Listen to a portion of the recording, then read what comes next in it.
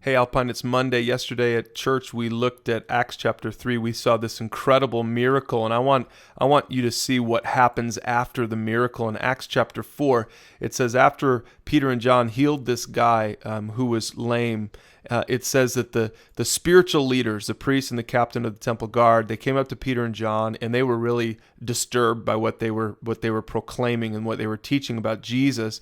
It says the next day they brought Peter and John before them, and they began to question Peter and John. They said, "Who do you think you are? By what power or what name did you do this?" They're talking about the healing that they performed.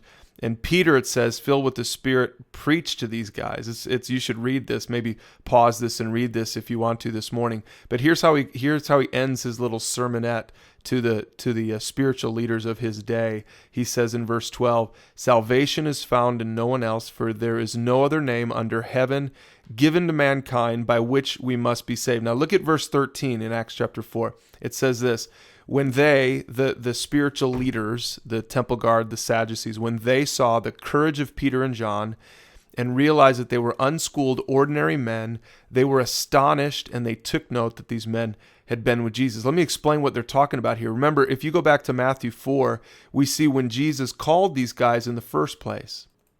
And look at what it says about Peter and John. It says Jesus was walking, and he looked at Peter, who was casting a net into the lake. That means he was a fisherman.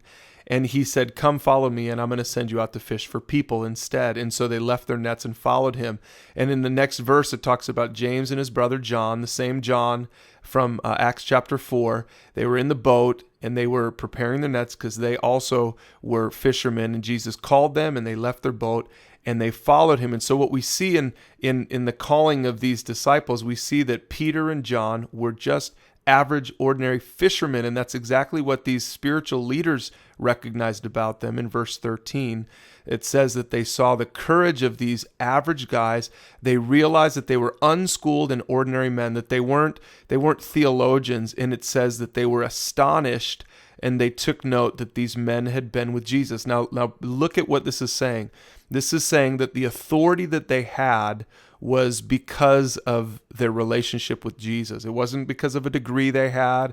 It wasn't because of their pedigree. It wasn't anything about their background or their studies. It was because they had been with Jesus. So I just encourage you today, Alpiners, on a Monday, remember that. Spend time with Jesus because it's what gives you authority in your life. Spend time with Christ in prayer. Spend time with him in his word. And even if you're ordinary, God can do extraordinary things through you. Think about it. John himself, he wrote the Gospel of John. He wrote 1st, 2nd, and 3rd John, and he wrote Revelation. Peter wrote some books in the New Testament as well. These are fishermen. They're fishermen.